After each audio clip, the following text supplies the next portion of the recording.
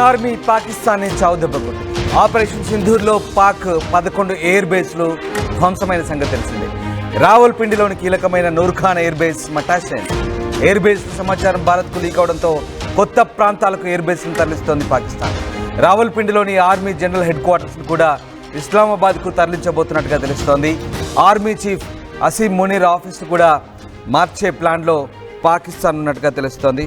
మొత్తం మీద భారత దాడుల తర్వాత పాకిస్తాన్ ఆర్మీ అప్రమత్తమైనట్టుగా కనిపిస్తోంది. ఆర్మీ ప్రధాన కేంద్రమైనటువంటి రావల్పిండి చెక్లాల నుంచి ఇప్పుడు అక్కడ హెడ్ క్వార్టర్స్ను మార్చాలని పాకిస్తాన్ యోచిస్తున్నట్టుగా విశ్వసనీయ వర్గాల ద్వారా సమాచారం అందుతోంది.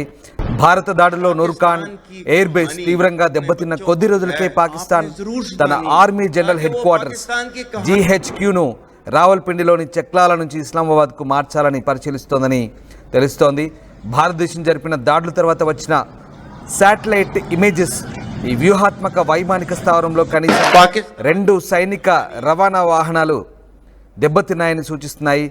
చైనా సంస్థ అలాగే భారత్కు చెందిన కావా స్పేస్ నుంచి వచ్చినటువంటి ఇతర ఉపగ్రహ చిత్రాలు, ఇంధన ట్రక్కులు అలాగే గిడ్డంగి పైకప్పు ధ్వంసంతో స్థావరం విస్తృతమైన నష్టాన్ని చవిచూస్తుందని స్పష్టమైనటువంటి సంకేతాలను ఇక్కడ చూపిస్తోంది. రన్వే దగ్గర శిథిలాలు చెల్లాచెదురుగా కనిపిస్తున్నాయి. ఖచ్చితమైన దాడుల తర్వాత Pakistan army chief general Asim మునీర్ను కూడా శనివారం తెల్లవారుజామున రావల్పిండిలోని జనరల్ హెడ్ క్వార్టర్స్లోని బంకర్కు తరలించినట్టు అంతకుముందే దానికి సంబంధించిన వార్తలు కూడా వచ్చాయి. దాడి తర్వాత పాకిస్తాన్ తన కార్యాచరణను కూడా మార్చాలని యోచిస్తున్నట్టుగా తెలుస్తోంది. పాకిస్తాన్ రాజధాని ఇస్లామాబాద్ నుంచి కేవలం 10 కిలోమీటర్ల దూరంలో ఉన్నటువంటి వ్యూహాత్మక నూర్ఖాన్ వైమానిక స్థావరం అత్యంత సున్నితమైన ప్రదేశంగా చెప్తున్నారు. ఇందులో బహుళ రవాణా స్క్వాడ్రన్లు అలాగే వైమానిక ఇంధనం నింపే యూనిట్లు కూడా ఉన్నాయి. భవిష్యత్తు వైమానిక దళ నాయకులకు ఇది శిక్షణా స్థలం వంటిదని పాకిస్తాన్ ఎయిర్ ఫోర్స్ కళాశాల కూడా ఈ చక్రాలలో ఉన్నట్టుగా చెప్తున్నారు. సో మొత్తం మీద ఇది పాకిస్తాన్కు చాలా వ్యూహాత్మక స్థావరంగా చెప్తున్నారు. అలాగే సాబ్ ఏరియే నిఘా వ్యవస్థలు, IL-78 ఇంధనం నింపే విమానం, C-130 హెర్క్యులస్ ట్రాన్స్పోర్టర్లు వంటి కీలకమైన ఆస్తులను కూడా కలిగి ఉన్నట్టుగా నివేదికలు చెప్తున్నాయి. ఈ స్థావరం పాకిస్తాన్ వ్యూహాత్మక ప్రణాళికల విభాగం హెడ్ క్వార్టర్స్కి దగ్గరగా ఉంది. ఇక అణ్వాయుధ సామాగ్రిని కూడా ఇది పర్యవేక్షిస్తున్నట్టుగా తెలుస్తోంది, భద్రపరుస్తున్నట్టుగా తెలుస్తుంది. ప్రస్తుతం 170 లేదా అంతకంటే ఎక్కువ వార్ హెడ్లు పాకిస్తాన్ దగ్గర ఉన్నట్లు అంచనా వేస్తున్నారు. ఈ వార్ హెడ్లు దేశవ్యాప్తంగా వివిధ ప్రాంతాల్లో విస్తరించున్నాయని చెప్తున్నారు. బ్రహ్మోస్, హ్యామర్ బాంబింగ్తో సహా స్కాల్ప్ క్షిపణులతో 11 పాకిస్తాన్ వైమానిక స్థావరాలను దాడి చేయడానికి భారతదేశం తీసుకున్న చర్యే ఆపరేషన్ సింధూర్. దానికంటే పెద్ద ఎత్తున చర్యలు పొరుగు దేశంలో తీవ్ర ఎత్తున ఆందోళన కలిగిస్తోంది. 2 అణ్వాయుధ పొరుగు దేశాల మధ్య పెరుగుతున్న సంఘర్షణలో నూర్ఖాన్ స్థావరంపై దాడి ఒక మలుపుగా భావించవచ్చు. సో మొత్తం మీద పాకిస్తాన్ను కోలుకోలేని దెబ్బతీసింది భారత వైమానిక దళం, ఇండియన్ ఎయిర్ ఫోర్స్. ఒకసారి మీరు చూస్తున్న దృశ్యాలు కీలకమైన వైమానిక స్థావరాలు పాకిస్తాన్ సంబంధించి. ఇప్పటికే ఈ సమాచారం అంతా మనం తెలుసుకున్నాం. Sialkot air base, Lahore air base, Sargodha air base, Nur Khan air base, Rawalpindi air base, Pakistan Punjab ప్రావిన్స్లో ఉన్నటువంటి అనేక కీలక స్థావరాలు మనం ధ్వంసం చేశాం. కేవలం చిన్నపాటి ధ్వంసం కాదు, అది కోలుకోలేని దెబ్బ. పాకిస్తాన్లో దాదాపు వైమానిక స్థావరానికి సంబంధించి 40% డ్యామేజ్ జరిగిందంటే ఎంత మేరకు డ్యామేజ్ జరిగిందో మనం అర్థం చేసుకోవచ్చు. అత్యంత కీలక దాడులు ఇవి. ఏకంగా బ్రహ్మోస్ క్షిపణి దాడి చేసి ఆ ఎయిర్ బేస్ల్ని పూర్తిగా ధ్వంసం చేసింది. ఆ ఎయిర్ బేస్లన్నింటినీ కూడా పూర్తిగా ఇక పనికి రాకుండా చేసిన పరిస్థితి. అంతేకాదు ఎయిర్ ట్రాఫిక్ కంట్రోల్ని కూడా పూర్తిగా ధ్వంసం చేసినాయి. ఆ ATC సెంటర్ని కూడా ధ్వంసం చేసాయి. కేవలం ఇది చిన్నపాటి డ్యామేజ్గా మనం భావించవద్దు. పాకిస్తాన్కి ఇది కోలుకోలేని ఎదురు దెబ్బ. నిజంగా పాకిస్తాన్ ఇప్పుడు మళ్ళీ వాటన్నింటినీ కూడా పునరుద్ధరించాలంటే 1000 కోట్ల పెట్టుబడి పెట్టాలి. పూర్తికంగా ఇది ఆర్థిక నష్టం. అలాగే సైనిక పరంగా పాకిస్తాన్కి ఇది కోలుకోలేని దెబ్బ. చాలా కీలక స్థావరాలు, రన్వేలన్నీ కూడా పూర్తిగా డిస్ట్రాయ్ చేశాం. పెద్ద పెద్ద గోతులు ఏర్పడ్డాయి. ఇప్పుడు ఆ రన్వేలన్నీ కూడా తిరిగి పునరుద్ధరించాలంటే పాకిస్తాన్కి ఇది చాలా ఖర్చుతో కూడుకున్న పని. చాలా పెద్ద డ్యామేజ్ చేసింది భారత్. కానీ పాకిస్తాన్ మాత్రం గొప్పలు చెప్పుకుంటూ భారత్ను ఓడించామంటూ విజయోత్సవ ర్యాలీలు చేసుకుంటే నిజంగా హాస్యాస్పదంగా అనిపిస్తోంది. సోషల్ మీడియాలో కానీ పాకిస్తాన్ పాలకులు కానీ పార్లమెంట్లో చేస్తున్న ప్రకటనలు చూస్తుంటే నిజంగా నవ్వొస్తుంది. పాకిస్తాన్ ఆ డ్యామేజ్ను కప్పిపుచ్చుకుంటూ అక్కడి ప్రజల్ని ఏమార్చే విధంగా ఈ రకమైన ప్రకటనలు చేస్తున్న నిజంగా పాకిస్తాన్ పనికి మాలిన చర్యలు చూస్తుంటే మరొకసారి ప్రపంచ దేశాల ముందు ఏ రకంగా పాకిస్తాన్ మరి గొప్పలు చెప్పుకుంటుందో అర్థమవుతుంది. నిజంగా పాకిస్తాన్ ఎయిర్ బేస్లకి ఇది తీవ్ర నష్టం. ఇండియా చేసిన డ్యామేజ్, ఏకంగా బ్రహ్మోస్ క్షిపణులతో మనం చేసిన దాడి కోలుకోలేని దెబ్బ. రైట్, మా కొలీగ్ మధు జాయిన్ అవుతున్నా నాతో. మధు, పాకిస్తాన్ ఎయిర్ బేస్లపై మనం చేసిన దాడి తర్వాత అక్కడి మిలిటరీ హెడ్ క్వార్టర్స్తో సహా కంప్లీట్గా మార్చే యోచనలో పాకిస్తాన్ ఉన్నట్టుగా తెలుస్తోంది. ఎలాంటి ప్లానింగ్స్తో పాకిస్తాన్ ముందుకెళ్ళబోతుంది, అలాగే మనం చేసిన డ్యామేజ్ని పూడ్చుకోవడానికి ఎంత సమయం పట్టే అవకాశం ఉంది, ఏ రకమైనటువంటి ఆర్థిక ఇబ్బందులు ప్రస్తుతం పాకిస్తాన్కు ఎదురయ్యే ఛాన్స్ కనిపిస్తుంది? మొత్తం 11 ఎయిర్ బేస్ ధ్వంసమైనటువంటి పరిస్థితి, దాంట్లో కోలుకోలేని దెబ్బ, దాన్ని రిపేర్ కూడా చేయలేనటువంటి పరిస్థితి. భారత్ శాటిలైట్ ఇమేజెస్ కూడా రిలీజ్ చేస్తుంది. వారి 11 ఎయిర్ బేస్ల పైన దాడి చేసే కంటే ముందు ఎలా ఉంది అక్కడ పరిస్థితి, దాడి చేసిన తర్వాత ఎంత మేర డ్యామేజ్ అయింది అనేటువంటిది ఇవన్నీ ఫోటోలు శాటిలైట్ చిత్రాలతో సహా బయటికి రిలీజ్ చేసింది.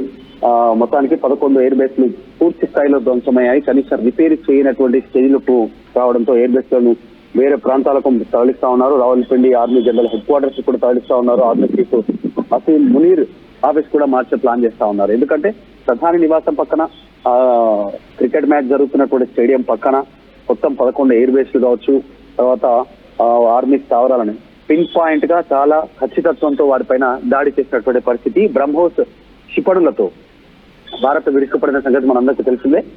ఈ నేపథ్యంలో పాకిస్తాన్ మరొక ప్రాంతాలకు తరలిస్తున్నట్టుగా తెలుస్తోంది ఈ కొత్త ఎయిర్ బేస్ లను.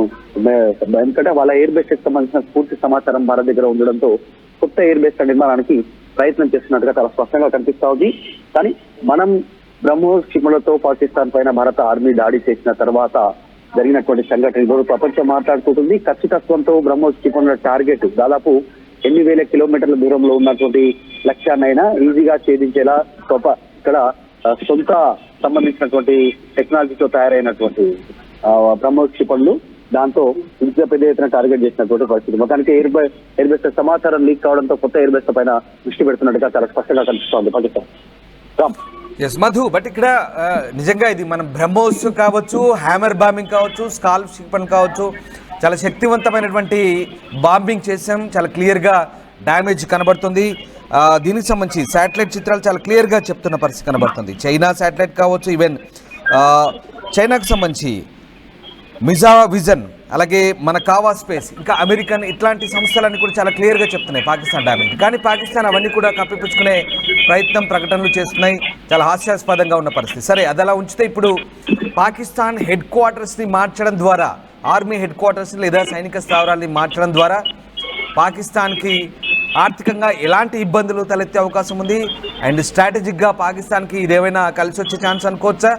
భారత్ ఈ కీలక స్థావరాలను మనం ఏ రకంగా తిరిగి టార్గెట్ చేయాలనుకుంటే మనకి ఎంత how easy it is to ఎంత ఈజీగా ఉండబోతుంది? ఆ కీలక స్థావరాల ఆ వ్యూహాత్మకత మనకు భారత్కి ఫ్యూచర్లో అనుకూలంగా ఉంటుందా, లేక ఏదైనా మనకి ఇంకేదైనా సాంకేతికంగా ఇబ్బందా? సో దీనికి సంబంధించి ఎట్లాంటి విశ్లేషణలు ఉన్నాయి?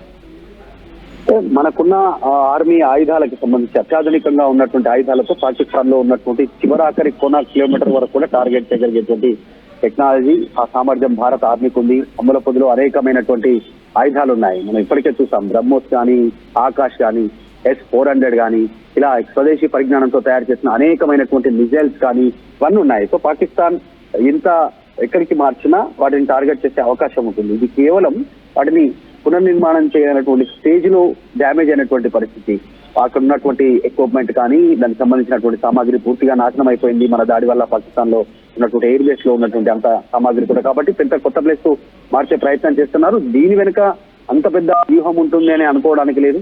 ఎప్పటికప్పుడు శాటిలైట్ ఇమేజ్ ద్వారా మొత్తం 10 శాటిలైట్లు మన భారత భద్రత కోసం, భారత్ చుట్టూ, భారత్ పక్కన ఉన్నటువంటి దేశాల పైన నిఘాతో 10 శాటిలైట్ అదేవిధంగా నిరంతరం 24/7 పనిచేస్తూ ఉంటాయి. దాని ద్వారా శత్రు కదలికల్ని గుర్తిస్తాం.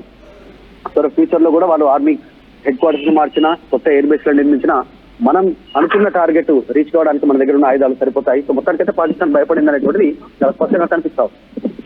మధు, అంటే భారత్ ఇప్పటికే మరొక 50,000 కోట్లు అదనంగా బడ్జెట్కు కేటాయించబోతుంది రక్షణ రంగానికి సంబంధించి. బహుశా వచ్చే పార్లమెంట్ సమావేశాల్లో ఇది ఆమోద ముద్ర లభించే అవకాశం ఉంది. మన రక్షణ రంగ బడ్జెట్ కూడా చాలా ఎక్కువ కాబోతోంది.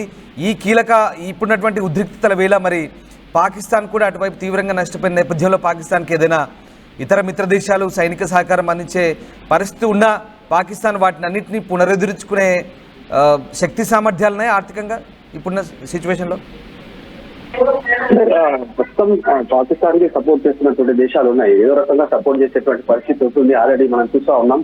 కేవలం మత ప్రాతిపదికన కొన్ని దేశాలు సపోర్ట్ చేస్తా ఉన్నాయి, ఆయుధాలను సప్లై చేస్తా ఉన్నాయి, వారికి మద్దతు ఇస్తా ఉన్నటువంటి పరిస్థితి. టర్కీ, అజర్బైజాన్, చైనా రూపంలో ఇంకా కొన్ని దేశాలు సైడ్ లో ఉండి ఆర్థిక సహాయం కానీ, ఆయుధాల సంపత్తి కానీ, నౌకల రూపంలో కానీ ఏదో రకంగా మద్దతు తెలిపే ప్రయత్నం చేస్తా ఉన్నారు. ఐఎంఎఫ్ నిధులు పాకిస్తాన్ కి రావడంలో కూడా కొన్ని దేశాలకు సంబంధించినటువంటి శక్తులు, అదృశ్య శక్తులు ఉన్నాయి. భారత్ పైన పాకిస్తాన్ ఉగ్రవాదంతో పోరాటం చేస్తే ఆ లబ్ధి పాకిస్తాన్ కాకుండా పక్క దేశాలకు కలిగే అవకాశం ఉంది. అగ్రదేశాలైనటువంటి కొన్ని దేశాలకు, పక్కనే ఉన్నటువంటి చైనాకు, తర్వాత కొన్ని దేశాలకు. ఎందుకంటే భారత్ ఆర్థికంగా అభివృద్ధి విషయంలో కానీ, టెక్నాలజీ రూపంలో కానీ వేగంగా అభివృద్ధి చెందుతుంది. కాబట్టి దాన్ని లక్ష్యంగా ఈ రకంగా ముందుకు పోతున్నట్టుగా తెలుస్తుంది. మొత్తానికైతే పాకిస్తాన్ ఎయిర్ బేస్ లో చేంజ్ చేస్తున్నటువంటి నేపథ్యంలో భారత్ దాడులతో తీవ్రంగా పాకిస్తాన్ నష్టపోయిందనుకుంటే చాలా క్లారిటీగా కనిపిస్తాం. Right, yes, thanks for the update Madhu. Right, ఇది పాకిస్తాన్ తన ఆర్మీ స్థావరాలను మార్చబోతుంది. అంతేకాదు ఆర్మీ హెడ్ క్వార్టర్స్ మార్చడంతో పాటు ఆర్మీ చీఫ్ ఆఫీస్ని కూడా మార్చుతుందట. ఏం ప్రయోజనం? ఆర్మీ చీఫ్ ఆఫీస్ మార్చినా, ఆర్మీ హెడ్ క్వార్టర్స్ మార్చినా, భారత్పై దుస్సాహసం చేస్తే, భారత్ నుంచి తప్పించుకోవాలని చూసినా ఎట్టి పరిస్థితుల్లో సాధ్యం కాదు. పాకిస్తాన్కి ఎక్కడున్నా సరే వెతికి పట్టుకొని ధ్వంసం చేసే శక్తి సామర్థ్యాలు భారత్కున్నాయి. ఇదంతా కూడా హాస్యాస్పదంగా కనిపిస్తుంది పాకిస్తాన్ చర్యలన్నీ కూడా. పాకిస్తాన్ అఫ్కోర్స్ వాళ్ళ అంతర్గత వ్యవహారం, ఎయిర్ బేస్లు మార్చుకోవచ్చు, ఆర్మీ స్థావరాలను మార్చుకోవచ్చు, ఎన్నైనా చేసుకోవచ్చు, అది వాళ్ళ అంతర్గత భద్రత విషయం. కానీ పక్క దేశంపై అనవసరంగా పక్క దేశ సార్వభౌమత్వంపై, పక్క దేశ భూభాగంపై దాడులకు తెగబడాలని చూసినా, పక్క దేశంపై అంటే మనపై అనవసరంగా అల్లకల్లోలం సృష్టించాలని చూసినా భారత్ ఏ రకమైన సమాధానం చెప్తుందో ఆపరేషన్ సింధూర్ ద్వారా మనం వాటిని నిరూపించాం. అసలు ఏ రకంగా మనతో సైనిక సామర్థ్యాలతో సరిపోర్చలేని పాకిస్తాన్ కేవలం గొప్పలు చెప్పుకుంటూ కాలం గడుపుతోంది. పాకిస్తాన్ జరిగిన డ్యామేజ్ అంతా ఇంత కాదు. మీకు గత కొద్ది రోజులుగా మేము వివరిస్తూనే ఉన్నాం ఎలాంటి విధ్వంసం జరిగిందో పాకిస్తాన్లో మన బాంబింగ్ ద్వారా. ఒకసారి మళ్ళీ ఆ దృశ్యాలు చూడండి. వరుసగా ఎన్ని ఎయిర్ బేస్లు, దాదాపు 11 ఎయిర్ బేస్లు తీవ్ర నష్టాన్ని చవిచూసాయి. ఆ నష్టాన్ని పూడ్చుకోవాలంటే పాకిస్తాన్కి ఇప్పట్లో సాధ్యమయ్యే పని కాదు. కేవలం ఇంటర్నేషనల్ మానిటరింగ్ ఫండ్ ఇస్తున్నటువంటి డబ్బుల ద్వారా, అప్పు ద్వారా కాలం వెల్లదీస్తున్న పాకిస్తాన్కి ఇప్పుడు మళ్ళీ అధునాతన సాంకేతిక పరిజ్ఞానం కానీ, మిలిటరీ సామర్థ్యాన్ని పెంచుకోవాలంటే సాధ్యమయ్యే పని కాదు. కేవలం రాజకీయ అనిశ్చితి, ఆర్థికంగా పూర్తిగా దెబ్బతిన్న పాకిస్తాన్లో పరిపాలన పక్కన పెట్టి మిలిటరీ పాలకులకు వెన్నుదన్నుగా నిలిచినటువంటి అక్కడి పాలకులను ఏమనాలి మీరే కామెంట్ రూపంలో తెలియజేయండి. పూర్తిగా పాకిస్తాన్ ఇప్పుడున్నటువంటి పరిస్థితి నేపథ్యంలో ఇక కోలుకునే పరిస్థితి లేదు. కేవలం మాటలు మాత్రం చెప్తుంది. అంతర్జాతీయ వేదికలపై ఏమార్చే ప్రయత్నం చేస్తుంది. భారత్ను మరొకసారి పూర్తిగా బదనాం చేయడం ద్వారా పాకిస్తాన్ కాలం వెల్లదీస్తుంది. ఏదేమైనా వాళ్ళ రక్షణ స్థావరాలను మార్చుకున్న మనకు వచ్చిన బాధ ఏం లేదు. భారత్ మాత్రం ఎట్టి పరిస్థితుల్లో మన శక్తి సామర్థ్యాలను పెంచుకునే ప్రయత్నమే చేస్తున్నాం. మన భద్రత విషయంలో ఎక్కడా రాజీ పడే ప్రసక్తే లేదంటూ భారత ప్రధాని నొక్కి చెప్తున్నారు. భవిష్యత్తులో కూడా అదే జరగబోతుంది. అండ్ అలాగే భారత రక్షణ సామర్థ్యాన్ని పెంచేందుకు మన బడ్జెట్ను కూడా పెంచుతున్నాం. ఖచ్చితంగా రక్షణ విషయంలో ఎట్లాంటి రాజీ పడబోమనే అంశాన్ని కూడా మరొకసారి మనం నొక్కి చెప్తున్నాం.